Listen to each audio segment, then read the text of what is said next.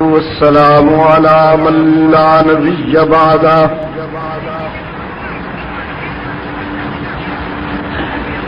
وعلى آله وأصحابه الذين أوفوا عهده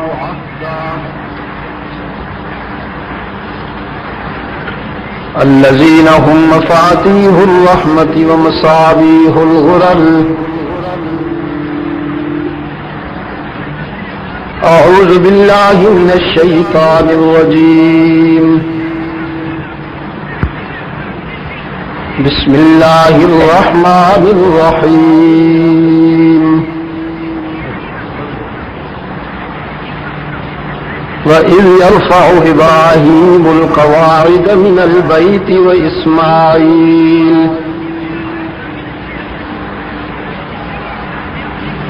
ربنا تقبل منا إنك أنت السميع العليم.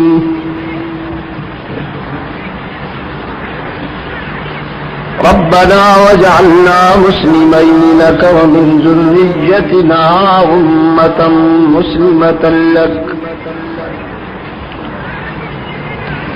وأرنا مناسكنا وتب علينا إنك أنت التواب الرحيم.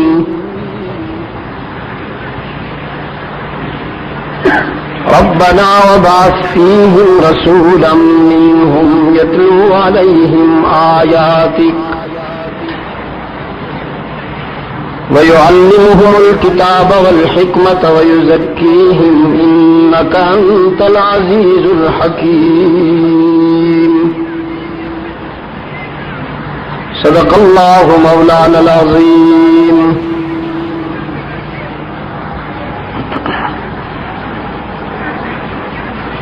خدا در انتظار حمد مانی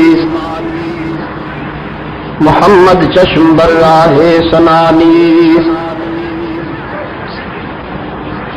محمد حامد حمد خدا بس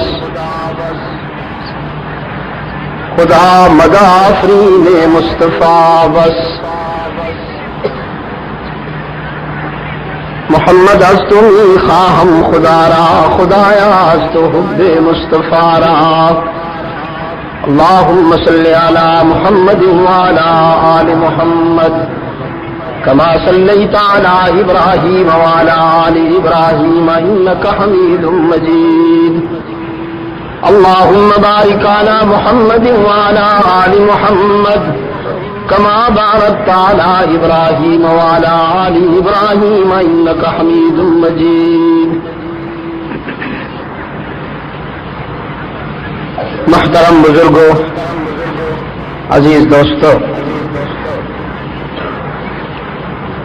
آج 30 اپریل 1993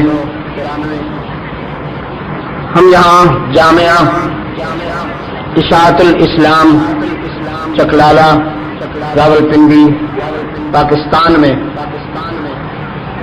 اس ادارہ کی افتتاحی تقریب میں دعوت و تبلیغ کی نسبت سے جمع ہیں.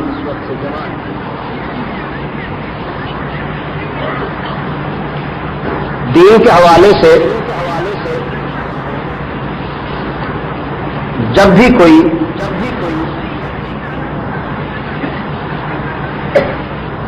افتتاحی موڑ سامنے آتا ہے تو فکری اعتبار سے ہمیں اس مرکز کے افتتاح کی یاد تازہ ہو جاتی ہے جو بابا ملت سیدنا ابراہیم اور ان کے جلیل القدر فرزند کے ہاتھوں سے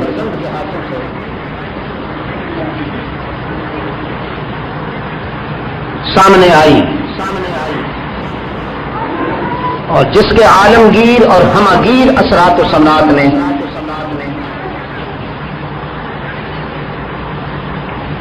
انسانیت کو اتنا متاثر کیا کہ کسی اور ادارہ اور تحریک نے بنی نوع انسان کو اتنا متاثر نہیں.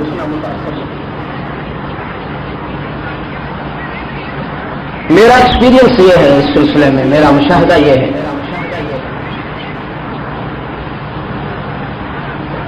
کہ دین کے حوالے سے جب بھی کوئی افتتاح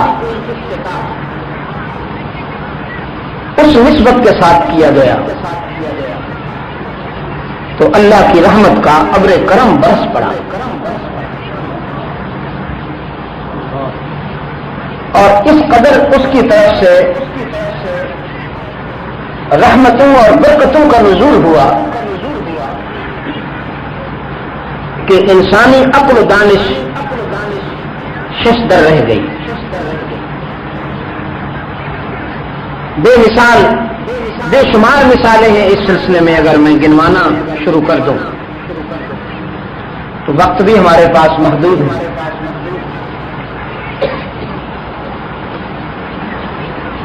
میں نے چاہا کہ آج کے اس افتتاح کو ہم بھی اسی نسبت سے مزین کر دیں اور خلاق عالم سے یہ دعا کریں کہ وہ اس پودے کو بھی گلشن بنا ڈالے.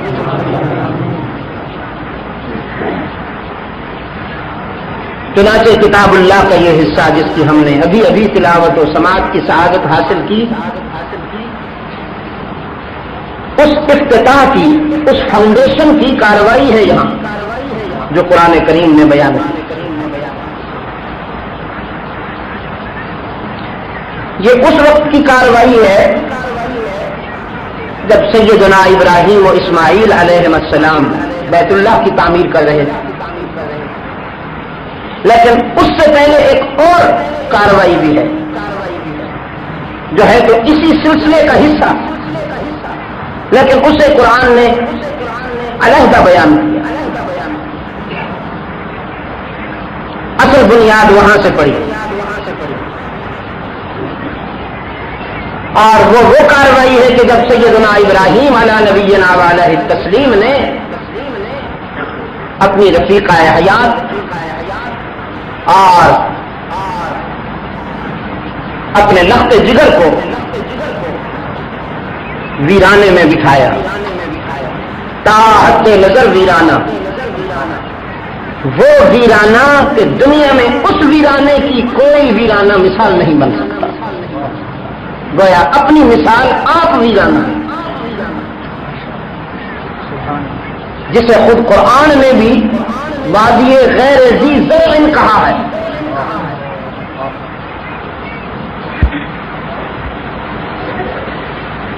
فرمایا ربنا انی اسکنت من ذریتی بواد غیر ذی زرع عند بیتک المحرم ربنا لیقیموا الصلاة فاجعل أفئدة من الناس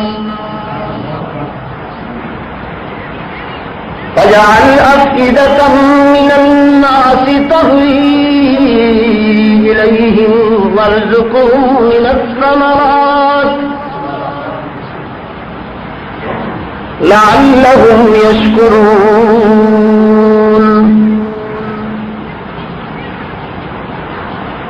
سیدنا ابراہیم علی قائدنا علیہ التسلیم اپنی بیوی اور اپنے معصوم فرزند کو ویرانے میں چھوڑ کر اپنے ممتحن کے حضور بھیگی ہوئی آنکھوں کے ساتھ ہاتھ بلند کیے ہوئے ہیں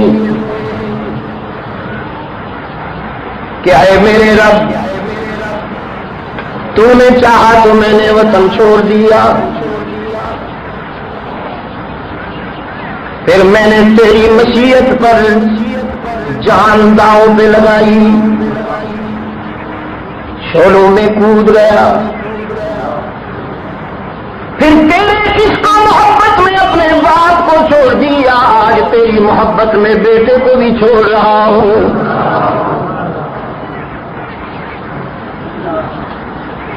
اس ویرانے میں جہاں تاحد نظر سبزہ نہیں، زندگی کے آثار نہیں، اس ویرانے میں اپنی متاع قلب و جگر کو چھوڑ رہا ہوں، اس لیے کہ تیرا نام بلند ہو جائے۔ لِيُقِيمُ الصَّلَاةَ، کوئی آستانہ بنانے کے لیے نہیں، کوئی گدی سجانے کے لیے نہیں، مرید بنا بنا کر نذرانے بٹورنے کے لیے نہیں، یہ میرا سورس آف انکم نہیں، ٹرن آف کس کہے۔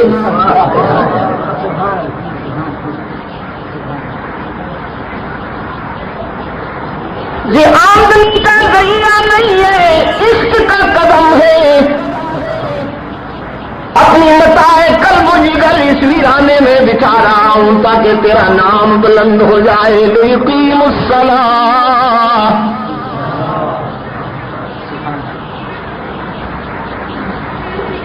یہاں کوئی اور ہے ہی نہیں، کس سے کہوں کہ میرے بیٹے کا خیال کرنا، کس سے کہوں کہ میری بیوی کا خیال کرنا۔ انسانی نقطۂ نظر سے کہتا ہے نا انسان کہ میں تو جا رہا ہوں، ذرا آپ خیال کیجئے گا میرے بچوں کا۔ خلیل اللہ نے فرمایا یہاں تو اور ہے ہی کوئی نہیں، تیرا بڑا کرم ہے کہ تیرے سوا کوئی نہیں، تو پھر تجھ سے کہہ رہا ہوں ماں کہ ذرا ان کا خیال کرنا۔ فَاجْعَلْ أَفْئِدَةً مِّنَ النَّاسِ تَهْوِي إِلَيْهِمْ، فَاجْعَلْ أَفْئِدَةً مِّنَ النَّاسِ تَهْوِي إِلَيْهِمْ۔ میں تو اپنے بیٹے کو اس ویرانے میں چھوڑ کر جا رہا ہوں، اب تو اپنے بندوں کے دلوں میں اسے محبوب بنا دے، اپنے بندوں کے دلوں کو اس کی طرف متوجہ کر دے۔ تہوی الیہم، میں جا رہا ہوں وہ آنے لگے، میں جا رہا ہوں وہ تیرے بندے کھچ کھچ کر یہاں آنے لگے اور آ کر نہ جانے لگے، بس یہیں بس جانے لگے۔ وَارْزُقْهُم مِّنَ الثَّمَرَاتِ، انہیں رزق بھی دیجیے، اور رزق بھی دال روٹی نہیں مانگی، روکھی سوکھی نہیں مانگی۔ جب دینے والے کے ہاں کمی نہیں ہے تو خلیل روکھی سوکھی کیوں مانگے؟ جب اس سے بہتر دینے والا کوئی نہیں تو پھر وہ مانگا جو عام حالات میں مل ہی نہیں سکتا۔ جب رزاق بے مثال ہے تو رزق بھی بے مثال ہونا چاہیے نا۔ بظاہر کوئی تصور نہیں یہاں پھل فروٹ کا، لیکن خلیل مانگ رہے ہیں وَارْزُقْهُم مِّنَ الثَّمَرَاتِ۔ عقل انسانی نے کہا ابراہیم یہ کہاں کھڑے ہو کر کیا مانگ رہے ہو؟ مانگنا ہے تو اونٹوں کا دودھ مانگیے، علاقہ ہی صحرائی ہے، کبھی کوئی بھٹکتا ہوا قافلہ ادھر آ نکلے اور تیرے بچوں کو بھی کوئی دودھ مل جائے، لیکن تو فروٹ مانگتا ہے، اس کے لیے زرخیز زمین ضروری، اس کے لیے حدائق اور نرسریاں ضروری، اس کے لیے باغات ضروری۔ تو نے کیا اور کہاں مانگا؟ ابراہیم کے ضمیر نے فرمایا میں نے یہ نہیں دیکھنا کہ کیا اور کہاں مانگا، میں نے تو بس یہ دیکھنا ہے کہ کیا اور کس سے مانگا۔ میرا داتا سب کچھ دے سکتا ہے۔ فرمایا وَارْزُقْهُم مِّنَ الثَّمَرَاتِ لَعَلَّهُمْ يَشْكُرُونَ۔ رزق کے معاملے میں بھی میرے بچوں کو کسی اور کا محتاج نہ ہونے دیجیے۔ آج خلیل کی دعا کا شباب دیکھیے، دنیا میں جو بھی پھل پیدا ہوتا ہے مکہ میں ملتا ہے. پوری دنیا کے پھل مکہ میں موجود، اور صرف موجود نہیں، وہ پھل اپنے ملک میں اتنے لذیذ اور تازہ نہیں ہوتے جتنا مکہ کے بازاروں میں لذیذ اور تازہ بن جاتے ہیں. میں کہا کرتا ہوں اس لیے کہ پوری دنیا سے پھلوں کی پیٹیاں جب حرم کی طرف لپکتی ہیں تو حرم کی حدود میں داخل ہوتے ہی ان میں دعائے خلیل کی تاثیر شامل ہوتی جاتی ہے. ویرانہ آبادی بن گئی. تفصیل میں جا نہیں سکتا. ہمارے عزیز کا لہجہ یہ تھا کہ عام طور پر تو ہم 2:15 بجے نماز پڑھتے ہیں، آج آپ جہاں تک لے جائیں ایسا لگ رہا تھا کہ جیسے ہم ظہر اور عصر کو یکجا کر لیں تو کوئی بات نہیں ان کے خیال میں. لیکن ظاہر ہے کہ مجھے تو ایسا نہیں کرنا ہے. میں اپنی گفتگو کے لیے نماز کو مؤخر کرنا ہرگز مناسب نہیں سمجھتا. یہ میرے اپنے ضمیر کی بات ہے، اپنے ذوق کی بات ہے. نماز وقت پہ ہونی چاہیے. یہ گفتگو کیا ہوتی ہے؟ اگر ہم نے گفتگو کرنی ہے تو نماز پڑھ کے بیٹھ جائیں. تو اس لیے نہیں، وہ بھی بات کی بات ہے. اس لیے میں اس ضمن میں مزید تفصیل میں نہیں جانا چاہوں گا. بس اس کا اختصار کرتے ہیں کہ ویرانہ آباد ہو گیا، اور اس کے لیے اللہ نے اسباب کیسے مہیا کیے کہ ایڑی کی ٹھوکر سے چشمہ ابل پڑا. عقل انسانی یہاں دھوکہ کھاتی ہے کہ رزق کی فراوانی میری تدبیر سے ہوتی ہے. قرآن کہتا ہے رزق کی فراوانی تیری تدبیر سے نہیں، اللہ کی رحمت سے ہوتی ہے اور اس کے فضل سے ہوتی ہے. کبھی کبھی ذہن دھوکہ دیتا ہے کہ تو ملازمت کرتا ہے اس لیے رزق مل رہا ہے، تو تجارت کرتا ہے اس لیے رزق مل رہا ہے، تو زراعت کرتا ہے، کھیتی باڑی کرتا ہے اس لیے تجھے رزق مل رہا ہے.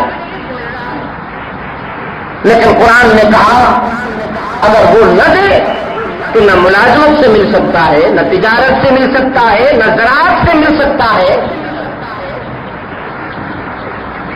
ایک ہے رزق کا آپ تک پہنچنا، پھر دوسرا ہے رزق کو کھانے کی توفیق کا ملنا، پھر اس کے اثرات کا مہیا ہونا، مؤثر ہونا.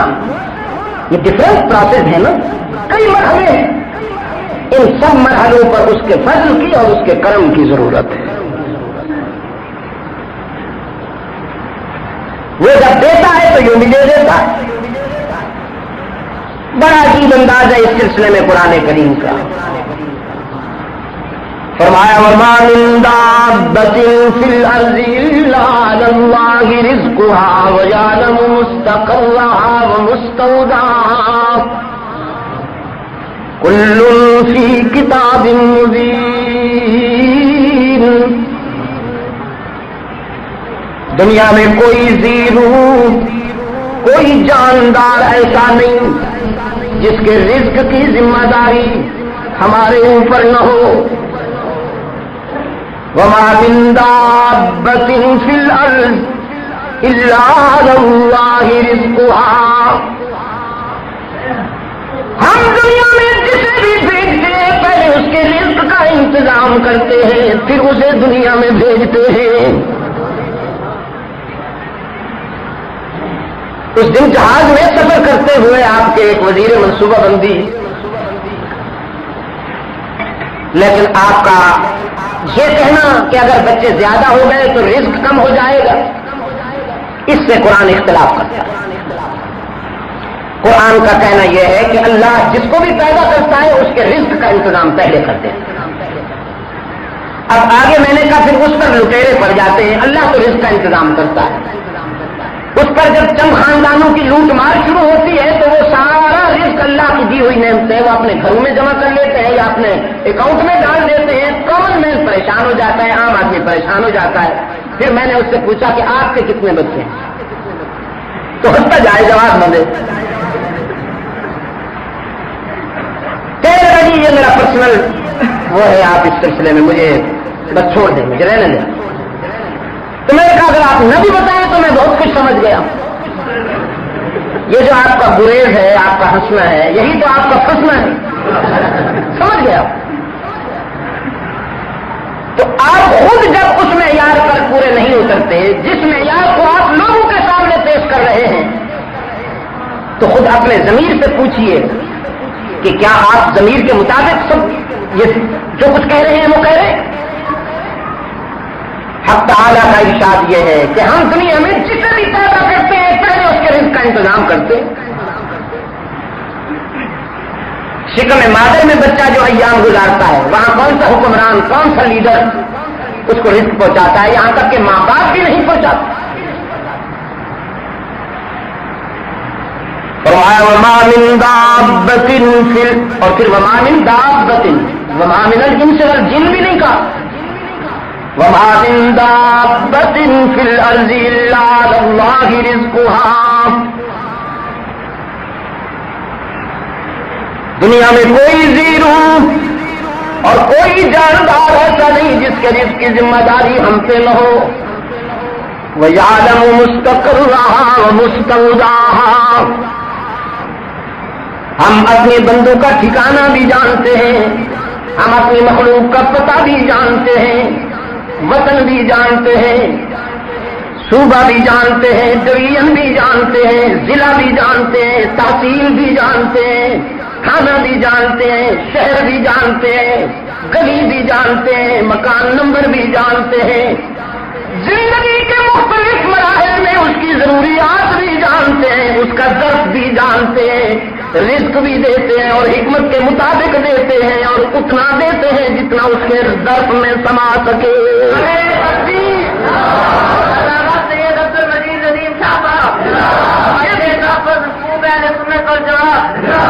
یہ بھی اس کا کرم ہے نا دوستوں کہ وہ صرف کو دیکھ کے رزق دیتا.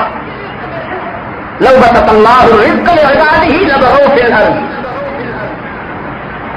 حق تعالیٰ نے فرمایا اگر ہم تمہاری خواہشوں کے مطابق رزق دینا شروع کر دیں تو تم تو کسی کو جینے نہ دو گے. یہ دنیا فساد کی آماجگاہ بن جائے گی. لیکن یہ ہمارا کرم ہے کہ ہم تمہاری خواہشوں کے مطابق رزق نہیں دیتے، اپنی حکمت کے مطابق رزق دیتے ہیں. بچے کی خواہش ہوتی ہے کہ یہ چھری بڑی شاندار ہے، میں اسے کیوں نہ اٹھاؤں؟ وہ کھاتا ہے لیکن مانتا جانتی ہے کہ یہ زخمی ہو جائے گا، چھری سے اسے نقصان ہوگا. وہ اس کے ہاتھ سے چھری پہلے اٹھانے نہیں دیتی، اگر وہ اٹھانے تو لے لیتی ہے واپس. بچہ روتا ہے، مچلتا ہے، چیختا ہے لیکن وہ چھری نہیں دیتی، اس لیے کہ یہ اسے نقصان پہنچائے گی. ماں کو بھی اتنی سمجھ ہے کہ وہ بچے کی خواہش کو پورا نہیں ہونے دیتی، اس لیے کہ اگر یہ خواہش پوری کر دوں تو اسے نقصان ہو جائے گا. تو حق تعالیٰ کو اتنا علم نہیں ہے کہ وہ آپ کی خواہشات کو پورا ہونے دے یا نہ ہونے دے. وہ اسی خواہش کو پورا ہونے دیتا ہے جو آپ کے لیے بہتر ہوتی ہے. آسان تو حبو شیئا وہو شر لکم آسان تکرہو شیئا وہو خیر لکم. بسا اوقات ایسے ہوتا ہے کہ تم کسی چیز کو ٹوٹ کر چاہتے ہو لیکن انجام کے لحاظ سے وہ بہتر نہیں ہوتی تو ہم تمہیں بچائے رکھتے ہیں. اور کبھی ایسا ہوتا ہے کہ تم کسی چیز سے نفرت کرتے ہو، بالکل نہیں چاہتے ہو، لیکن ہم تمہیں وہ دے دیتے ہیں کہ نتائج کے اعتبار سے وہ تمہارے لیے بہتر ہوتی ہے. تو وہ صرف رب ہی نہیں ہے، حکیم مطلق بھی ہے، رزق بھی دیتا ہے اور حکمت کے مطابق دیتا ہے. یہ چند باتیں میں نے اس لیے عرض کر دی ہیں کہ اکثر ہم اللہ پر ناراض رہتے ہیں کہ فلاں کو تو بنگلہ مل گیا، ہمیں کیوں نہیں دیا اس نے؟ فلاں تو ارب پتی ہے، ہمیں کیوں نہیں بنایا؟ تو اس میں کوئی بہت بڑی حکمت ہے.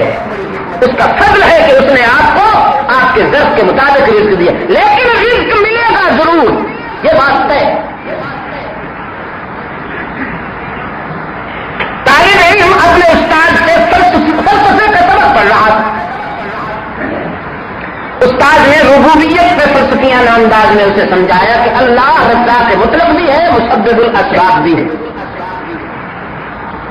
وہ اسباب کے بغیر بھی رزق دے سکتا ہے لیکن اس نے اسباب بھی بنا دی.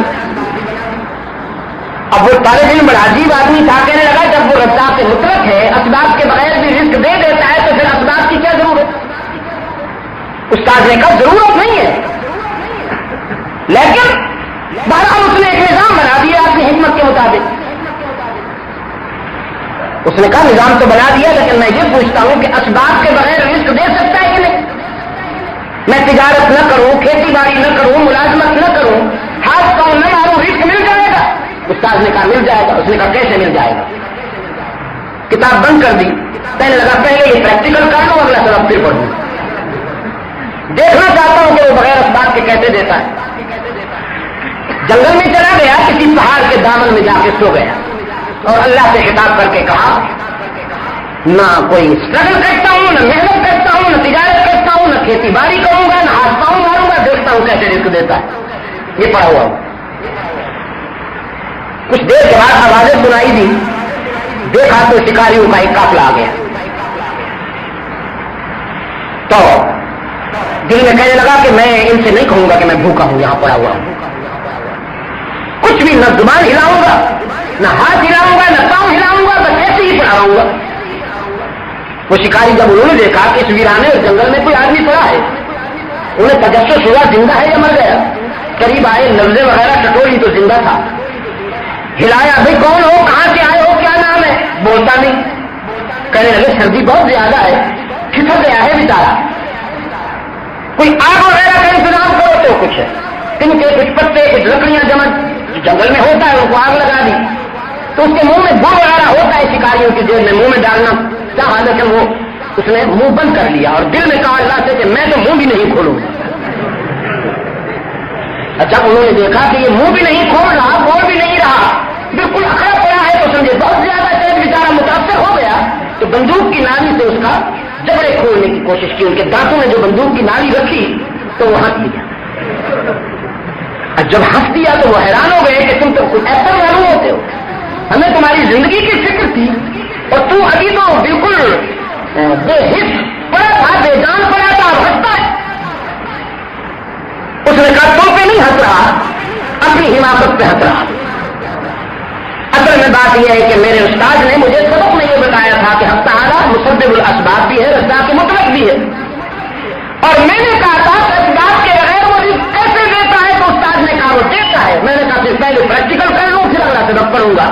تو یہ میں نے اپنے آنکھوں سے دیکھ لیا کہ صرف رزق دیتا ہی نہیں، جبڑے بھی کھول کے دیتا ہے. تو رزق کے معاملے میں وہ کہا نا کسی نے تو چرا باشی بفکرے مبتلا کار سازے ماں بفکرے کارے ماں. مقدر میں لکھا ہوا ایک دانہ سارا نہ کھا لے. جو اس کے مقدر میں رزق لکھا گیا ہے کہ تو نے دنیا میں جا کر اتنا کھانا ہے، جب تک وہ مکمل نہ کھا لے اس وقت تک موت نہیں آئے گی اسے. تو بس وہ اس طرح دیتا ہے کہ ایک ضرب سے چشمہ ابل پڑا، اور وہ بھی ایسا ابلا کہ قیامت تک خشک نہ ہونے والا چشمہ تھا، جسے زمزم کہہ کے روکا گیا. سیدہ حاجرہ نے رک جا اسٹاپ اٹ. زمزم کے معنی ہے اسٹاپ اٹ، رک جا. اللہ کے رسول صلی اللہ علیہ وسلم نے فرمایا اگر میری دادی زمزم نہ کہتی، رک جا نہ کہتی، تو وہ چشمہ اتنا اچھلتا کہ کائنات کے ہر کونے میں پہنچا. تاہم وہ پہنچا تو اب بھی ہے. روانی سے نہ صحیح، جدوں کے ذریعے صحیح. کوئی حاجی اس وقت تک واپس ہی نہیں لوٹتا حج سے جب تک کہ وہ زمزم کے 3 سال بھر کے نہ لائے. اور خالی آ جائے، زمزم کے بھی بغیر آ جائے تو محلے والے اس کا حج ہی نہیں مانتے کہ تو کہیں اور سے ہو کے آگے آئے. اگر وہاں حرم میں گئے ہوتے تو زمزم ضرور لاتا. ایک صاحب مجھ سے کہنے لگے 2-4 وہ بڑے 20-20 کلو کے وہ جو ہے پلاسٹک کے کین وہ اٹھا رکھے تھے، اور وہ کہتے پھر رہے تھے دوسرے حجاج کو بھی کہ بھائی یہ کین تم کہنا میرا ہے، یہ کین تم کہنا میرا. اگلے کہتے ہمارے پاس بھی ہے، تمہارے پاس 2 ہے نا، تم 3 کر لو تو پھر اس طرح میرا ذرا بیلنس ہو جائے گا. میں نے اس سے کہا حاجی صاحب یہ اتنے کیوں تم نے بھر لیے؟ کہنے لگا جی میرے محلے کے لوگ بہت زیادہ ہیں، میں بڑا سوشل زندگی ہے میری، سماجی زندگی میں بڑا مقبول ترین آدمی ہوں محلے میں نے اپنے آپ کو حاجی ثابت کرنے کے لیے یہ زمزم لے جا رہا ہوں، ورنہ لوگ کہاں آنے گے کہ میں حج کر کے آ رہا ہوں. تو یہ زمزم کا پوری کائنات میں پہنچنے کا اہتمام ہے. آپ یہ سن کر حیران ہوں گے کہ سعودی ایئر لائن یا PIA والے جو ہیں یا ایمریٹس والے جو ہیں، گلف والے جو ہیں، وہ تو چلیے زمزم کے پانی کو تول کے بغیر لے آتے ہیں،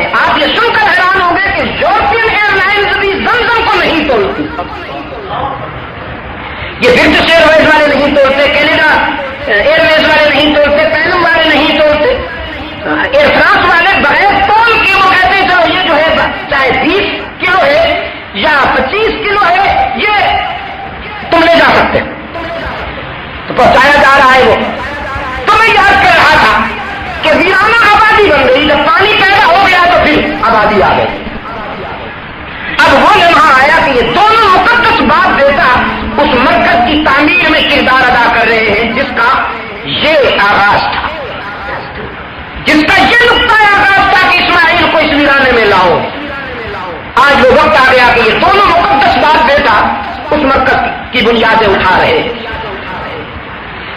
فرمایا ابراہیم القواعد من البیت واسماعیل ربنا تقبل منا انك انت السميع العليم ربنا واجعلنا مسلمين لك ومن ذريتنا أمة مسلمة لك وارنا مناسكنا وتب علينا انك انت التواب الرحيم. بس یہ اس کا ترجمہ نہیں کروں گا، وقت نہیں. ربنا وابعث فيهم رسولا، اور اے ہمارے رب ہم نے دارالعلوم تو بنا دیا، مدرسہ تو بنا دیا، رشد و ہدایت کا عالمی مرکز تو بنا دیا. اب اس میں استاد بن کر آنے والا، معلم بن کر آنے والا تیرا آخری رسول، جو تیرا رسول بھی ہے، تیرا محبوب بھی ہے. اے ہمارے رب ہم نے تیرا گھر بنایا ہے، ہم نے پسینہ بہایا ہے، ہم نے محنت کی ہے، تو ہمیں اجرت تو دے گا نا. ہر مالک مکان اپنے مزدوروں کو اجرت دیا کرتا ہے نا. تو پھر ہماری اس محنت کی اجرت اور مزدوری یہ ہے ہمارے رب کہ اپنا وہ آخری رسول اس دارالعلوم میں معلم بن کر آنے والا تیرا محبوب وہ میری اولاد میں سے بھیج دے. یہ ہے میری مزدوری. یتلو علیہم آیاتک، وہ یہاں آ کر حیوان ناطق کو انسان کامل بنائے گا. وہ یہاں آ کر حیوان ناطق کو انسان کامل بنائے گا. وہ یہاں آ کر شکیوں کو شہید بنائے گا. وہ یہاں آ کر جاہلوں کو عالم بنائے گا. وہ یہاں آ کر ظالموں کو عادل بنائے گا. وہ یہاں آ کر بکریوں کے چرواہوں کو وارث تخت و تاج بنائے گا. وہ یہاں آ کر سارے عرب میں اونٹوں کے چرانے والوں کو انسانی کافرے کا سالار بنائے گا. وہ یہاں آ کر صدیوں کے بیماروں کو مسیحا بنائے گا. وہ یہاں آ کر امیین کو معلم کائنات بنائے گا. یتلو علیہم آیاتک ویعلمہم الکتاب والحکمہ ویزکیہم. حیوان کیسے انسان بنتا ہے؟ حیوانیت کو انسانیت میں بدلنے کا فارمولہ قرآن نے 3 اجزاء پر مشتمل بتایا: تلاوت آیات، تعلیم اور تزکیہ.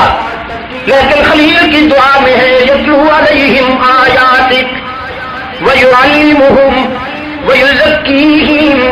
تلاوت، تعلیم، تزکیہ اللہ کی عطا میں ہے. هو الذی بعث فی الامیین رسولا منہم یتلو علیہم آیاتہ ویزکیہم.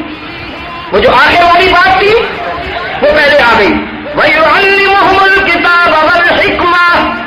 امیین کو ہم نے معلم عطا کیا جس نے قرآن کی تلاوت سے دلوں کو گرمایا، پھر ان کا برتن صاف کیا، پھر اس میں علم کا دودھ ڈالا.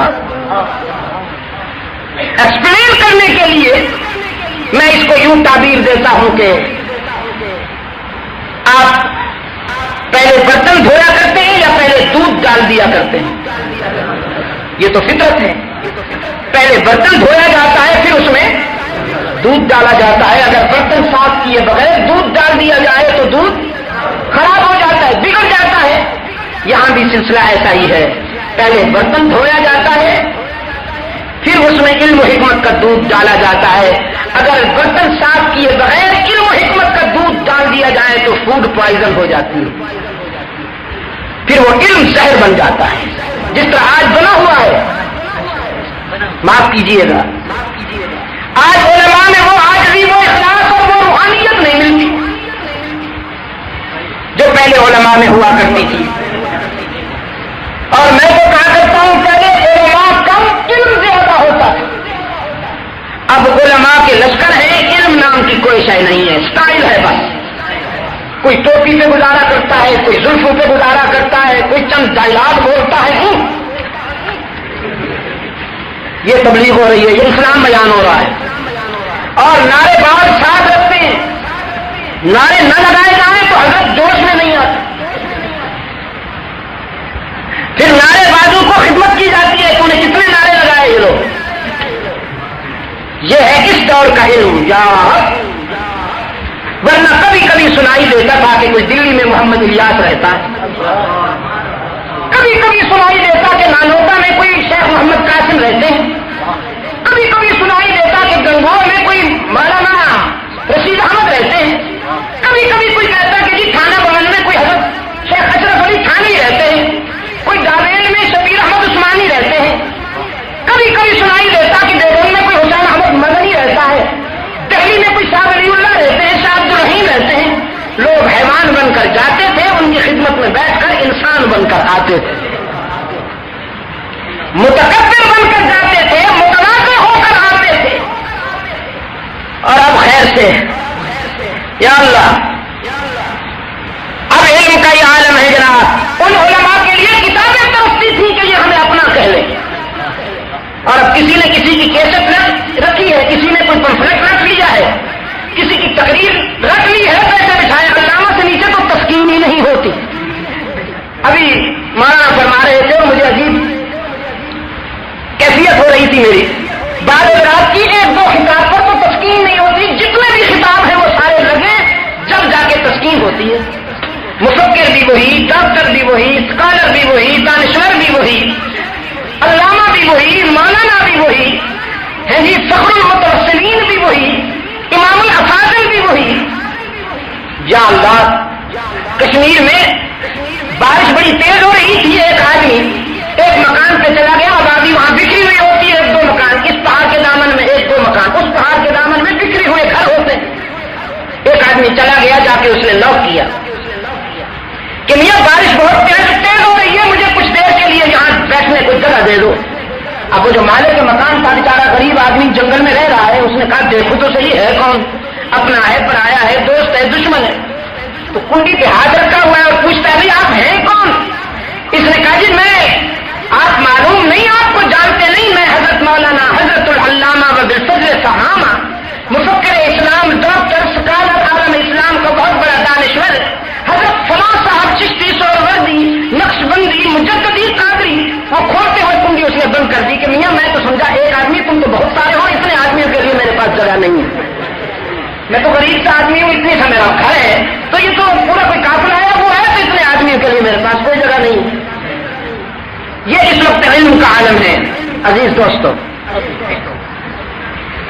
ظرف صاف کیے بغیر، ظرف دھوئے بغیر اگر علم اور حکمت کا دودھ ڈالا جائے تو فوڈ پوائزن ہو جاتی ہے۔ پہلے ہمارے تعلیمی اداروں سے وہ علماء پیدا ہوتے تھے کہ جو قرآن و سنت کا ناز ہوا کرتے تھے، واقعتاً قرآنی تعلیمات کی پہچان ہوا کرتے تھے۔ وہ اس لیے کہ تزکیے کا اہتمام سب سے زیادہ ہوتا تھا۔ ان اداروں میں علماء کرام پہلے ان کا برتن صاف کرتے تھے، دل دھوتے تھے، سینہ صاف کرتے تھے، پھر علم کا دودھ ڈالتے تھے۔ آج اس تزکیے کا اہتمام نہ ہونے کی وجہ سے علم کا دودھ بگڑا ہوا ہے۔ میں نے رات بھی کہا تھوڑا حضرت میں کہ اب وہ مزکی تو نہ رہے، وہ جو پہلے ہوا کرتے تھے روحانی اصلاح کرنے والے، تزکیہ کرنے والے، اب وہ تو نہ رہے۔ تو اب آپ کے لیے تزکیے کا صرف ایک ہی راستہ ہے، اور وہ بہترین راستہ ہے کہ ایک چلہ تعلیم کے زمانہ میں بھی تبلیغی جماعت میں لگا دیا کیجیے۔ انشاءاللہ اگر آپ نے سال میں ایک چلہ لگا دیا تو آپ کی حیوانیت پر انسانیت غالب رہے گی انشاءاللہ۔ انشاءاللہ آپ کی آنکھوں میں حیا رہے گا اور زبان پہ سچ رہے گا، جھوٹ نہیں آئے گا انشاءاللہ۔ میں نے تجارت میں دیکھا ہے الحمدللہ تعالی، وہاں پر مساجد میں بات نہیں کر رہا. تہجد کی نماز میں میں نے دیکھا کہ مسجدیں بھری ہوئی نظر آئی مجھے, اور وہ تہجد پڑھنے والے بوڑھے نہیں, نوجوان.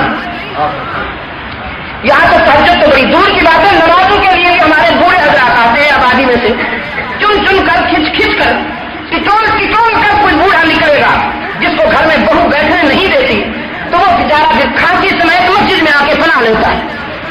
وہاں میں نے دیکھا کہ نوجوان تہجد کی نماز کے لیے اللہ کے حضور کبھی قیام میں, کبھی رکوع میں, کبھی سجدے میں آنسو بہا رہے ہیں. چہرے رحمت عالم کی غلامی کے نقش میں چمک رہے ہیں, اور چہروں پہ کردار کا حسن جلوہ ریز ہے. تو یہ ان حیوانوں کو کس نے انسان بنایا؟ شیخ محمد الیاس رحمۃ اللہ علیہ کی دعوت و تبلیغ اور اس تبلیغی تحریک نے اللہ کے فضل و کرم سے ان کو اس راستے پہ ڈال دیا. میں کہا کرتا ہوں, جن کو والدین صحیح نہ کر سکے تبلیغی جماعت نے ان بچوں کو بھی صحیح کر دیا. والدین بھی جن کو صحیح نہ کر سکے تبلیغی جدوجہد سے وہ بچے بھی الحمدللہ صحیح ہو گئے. تو عام آدمی کو اللہ توفیق دے, وہ بھی ضرور وقت دے, لیکن طلباء کے لیے خاص طور پہ کہہ رہا ہوں کہ تعلیم کے زمانوں میں بھی کچھ وقت تبلیغی جماعت میں لگا دیا کیجیے, تو اس سے انشاءاللہ یہ ذرا ضبط کی صفائی کا اہتمام ہوتا رہے گا. خلیل اللہ نے تو جوش طلب میں کہہ دیا کہ یا رب العالمین, تلاوت آیات سے, تعلیم اور تزکیہ سے یہاں حیوانوں کو انسان بنایا جائے گا, لیکن حکیم تو ہی ہے.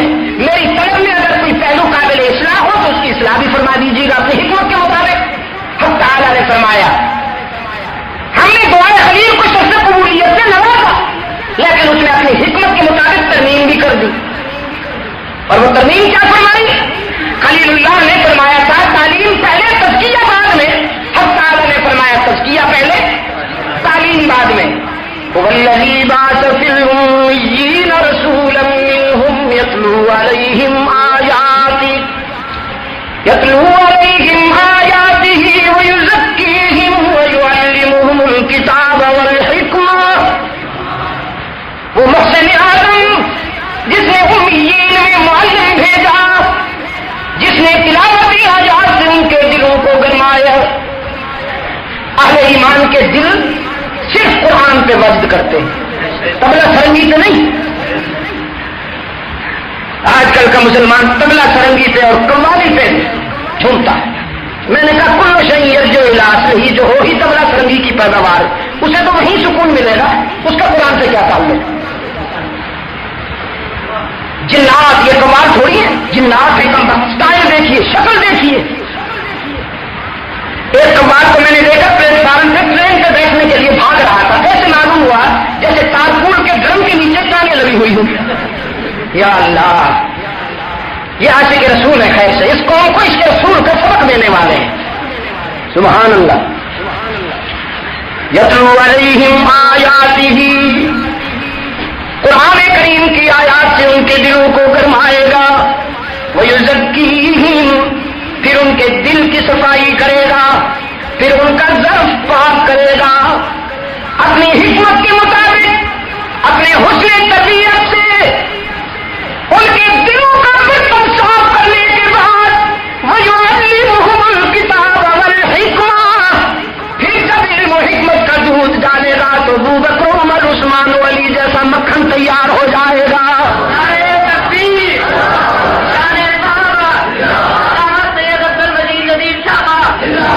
پھر سلمان و بلال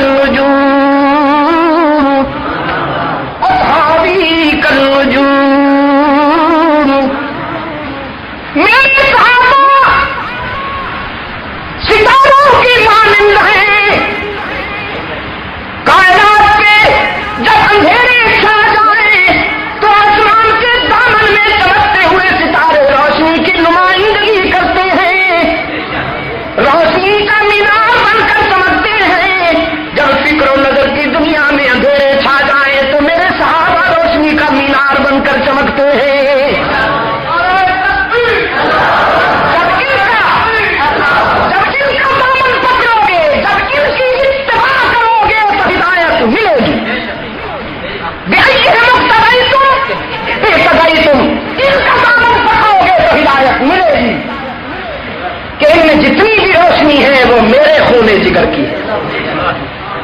ان میں جتنا بھی حسن ہے وہ میری تعلیم و تربیت کا ہے. ان میں جتنی بھی مہک ہے وہ میرے خون پسینے کی ہے.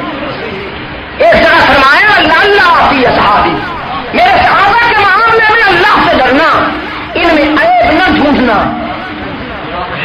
ان میں عیب نہ ڈھونڈنا کہ اگر یہ جھوٹے ثابت ہو گئے تو میرا موقف جھوٹا ثابت ہو جائے گا، میرا کیس ناکام ہو جائے گا. اس لیے کہ یہ میرے کیس کے عینی گواہ ہیں، اور گواہ کی پوزیشن بہت نازک ہوتی ہے. اگر گواہ جھوٹے ثابت ہو جائے تو کیس ناکام ہو جاتا ہے. محمد عربی کے موقف کے صحابہ عینی گواہ ہیں.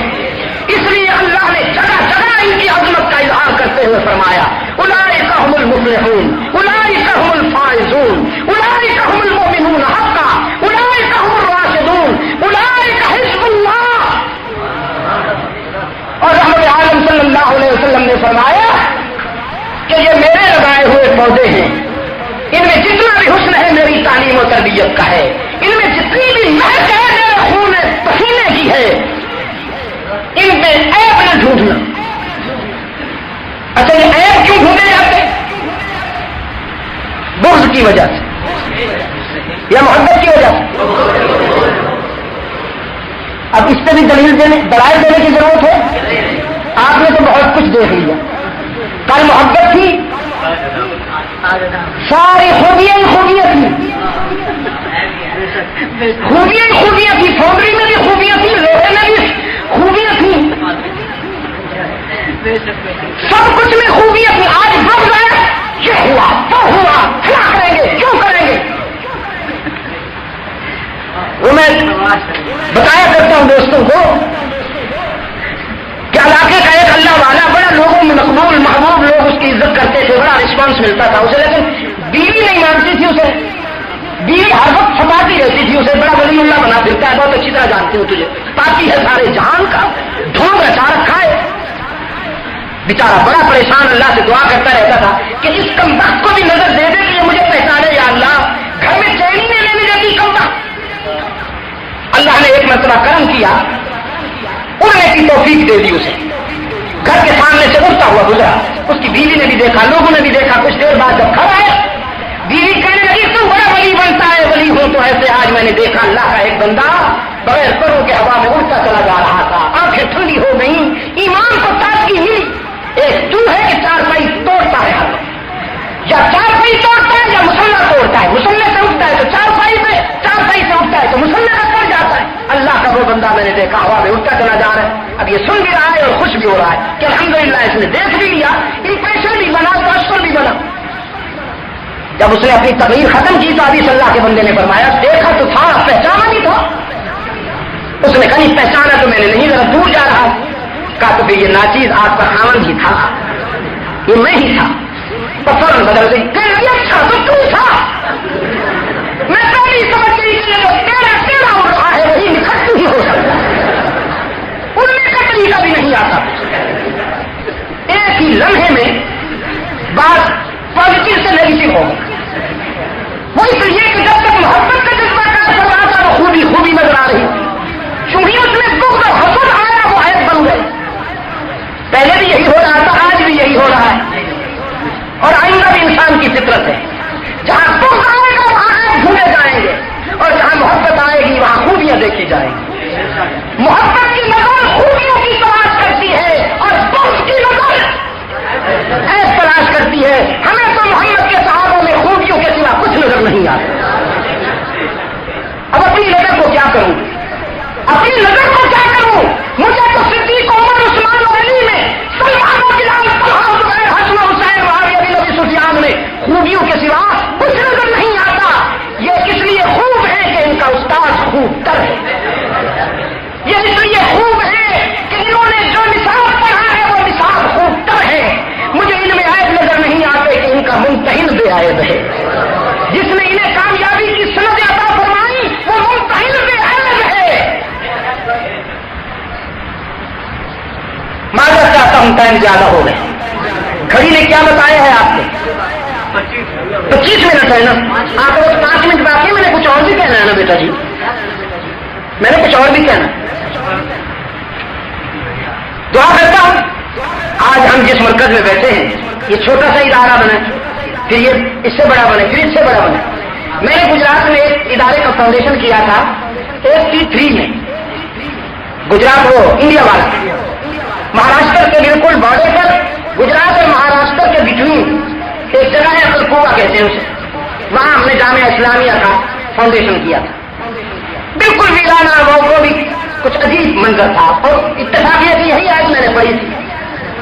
لیکن وہاں میں تفصیل سے ڈیٹیل سے بات ہوئی اور اجتماع بھی لاکھوں کا تھا. آج آپ کو بتاؤں وہ ادارہ کیا ہے. 3 منزلہ بلڈنگ بن چکی ہے اور ہر منزل میں 150 کمرے ہیں. اچھا، مسافر طلباء اس وقت مسافر طلباء کی تعداد 2600 ہے. 2600 مسافر طلباء ہے جن کے قیام و طعام کا انتظام نہیں ہوتا ہے. اس بلڈنگ میں وہ پورے نہیں آ سکتے، ٹینٹ لگائے گئے ہیں. وہ منظر دیکھا تو آنکھوں میں آنسو آ گئے. وہ طلباء وہاں، لیکن جب علم کی شمع روشن ہوئی تو پھر پروانوں کو کون روک سکتا ہے. کبھی کبھی ہمارا نفس ہمیں دھوکہ دیتا ہے کہ ہم نے یہاں پاکستان میں اسلام کو سہارا دے رکھا ہے، ورنہ یہ تو بیچارہ یتیم رو رو کے مر جاتا. ایسا نہیں ہے. ہم نے یہاں پاکستان کے لیے یتیم خانے بنا رکھے ہیں، اس کو یتیم بنا رکھا ہے. جائیے بنگلہ دیش میں، اللہ آپ کو لے جائے، آپ کو کوئی مشکل نہیں ہے، آپ جا سکتے ہیں. وہاں جا کے دیکھیے 5-5 ہزار مسافر طلباء ہیں ایک ادارے میں، اور نسلی ہے وہاں. اللہ کے فضل و کرم سے قرآن و سنت کے علوم کی اشاعت کے لیے دینی اداروں کی چٹگاٹ کے قریب ایک ادارہ ہے جامعہ اسلامیہ، جامعہ معین اسلام. وہاں 6000 مسافر طلباء ہیں. پھر ان کو جدید علوم بھی پڑھائے جا رہے ہیں. اور یہ سن کر بھی آپ کو خوشی ہوگی کہ پورے بنگلہ دیش میں میں تقریباً 9 سفر کر چکا ہوں اس وقت. پورے بنگلہ دیش میں مجھے کسی ایک مسجد میں بھی ملاوٹ والی اذان سنائی نہیں دی. جہاں بھی گیا ہوں کھڑی اذان سنائی دی. یہاں تو مولویوں نے اپنا ٹریڈ مارک بنا رکھا ہے نا جی. پہلے ٹریڈ مارک بناتے کوئی نئی چیز، اسلام میں کوئی نئی چیز، اس کے بعد پھر ووٹ مانگنے آ جاتے ہیں. ریجا بابا راہ خدا اسمبلی میں جانا چاہتا ہوں. بدماشا ابھی کہتا تھا میں آج سے اب آپ کا عاشق و رسول کا عاشق و آپ ووٹ مانگتا ہے. اور مانگتا بھکیاری ووٹ مانگنے تو پھر سیاسی لبادے میں آنا، دینی لبادے میں کیوں آتا ہے؟ بڑی سیاسی پارٹی بنا پھر ہو، دین کو کیوں استعمال کرتے ہو؟ سلیمان علیہ السلام کے عدالت میں ایک پرندے نے کہا کہ میرے سال کو کسی نے مار ڈالا. سلیمان علیہ السلام نے اس کو بلوایا، جب بلوایا گیا تو جبا پوسٹ کہا اسی نے مارا، کہا اسی نے مارا. تو لگتا تو نہیں، کہا بس بھولے بھالے ہوتے ہیں سیاد بھی. اب ان کو جب کہا گیا تو سلیمان علیہ السلام نے فرمایا تو نے اس کے شوہر کو کیوں مارا؟ وہ شکاری کہنے لگا اچھا تو یہ ہے جی میں نے مارا. وہ اس لیے مارا کہ یہ حلال ہے. میں آیا یہ درخت کی ٹہنی میں بیٹھے تھے، اس کا شوہر بھی کہا یہ بھی کہا. اس نے اپنے شوہر سے کہا تو بھاگو یہاں سے، کوئی ابن آدم آ گئے کہیں تیر نہ چلا دے. لیکن اس کے شوہر نے کہا یہ تو بیچارہ درویش ہے، فقیر ہے، اللہ والا ہے، اللہ والے کسی کو تیر نہیں مارا کرتے. بیٹھا رہا تو میں نے پھر شکار کیا، اس لیے کہ یہ حلال ہے. مجھے تو افسوس ہے کہ یہ کیوں چہک رہی ہے، یہ کیوں نہیں مری اس کے ساتھ. سلیمان علیہ السلام نے فرمایا اچھا بات تو بڑی معقول ہے. پرندے سے کہا تمہیں کیا اعتراض ہے؟ اس نے کہا مجھے اس پر اعتراض نہیں کہ اس نے شکار کیوں کیا. بے شک کرے، مجھے بھی معلوم ہے اللہ نے ہمیں انسان کا رزق بنایا، حلال بنایا. لیکن جہاں اللہ نے ہمیں حلال بنایا، ان کو شکار کرنے کا موقع دیا، وہاں اللہ نے ہمیں اپنے دفاع کا حق بھی دیا کہ ہم اپنا دفاع بھی کریں. ان کو دیکھ کر اڑے کھڑکے بھاگ جائیں، ادھر ادھر بچاؤ کی کوشش کریں. تو مجھے اعتراض یہ ہے کہ اس نے لباس پہن رکھا ہے درویشوں والا اور کام کرتا ہے شکاریوں والا. اس سے کہیے کہ اگر شکار کرنا ہے تو لباس بھی شکاریوں والا پہنے تاکہ ہم اس کو دور سے دیکھیں تو اپنا بچاؤ تو کر سکیں. یہاں تو آپ کام کرتے ہیں شکاریوں والا، لباس پہنتے ہیں دینداروں والا. جی وہاں اللہ کے فضل و کرم سے میں نے دیکھا عظیم الشان ادارے ہیں، کہیں ایک بھی مجھے ملاوٹ والی اذان سنائی نہیں دی. اور یہاں جتنے پاکستان میں اسلام کی کھاد اتارنے کے لیے مناسبت ہے، تفریق ہے، تشدد ہے، کوئی وہاں پر ایسا منظر نہیں ملا مجھے. تو اللہ کرے کہ یہ ادارہ ہمارا جو آج ہم جس میں جمع اشاعت الاسلام، اللہ اسے بھی مرکزیت عطا فرمائے. مقامی آبادی کے کچھ دوست اگر تشریف رکھتے ہیں، یقیناً کچھ حضرات بیٹھے ہوں گے.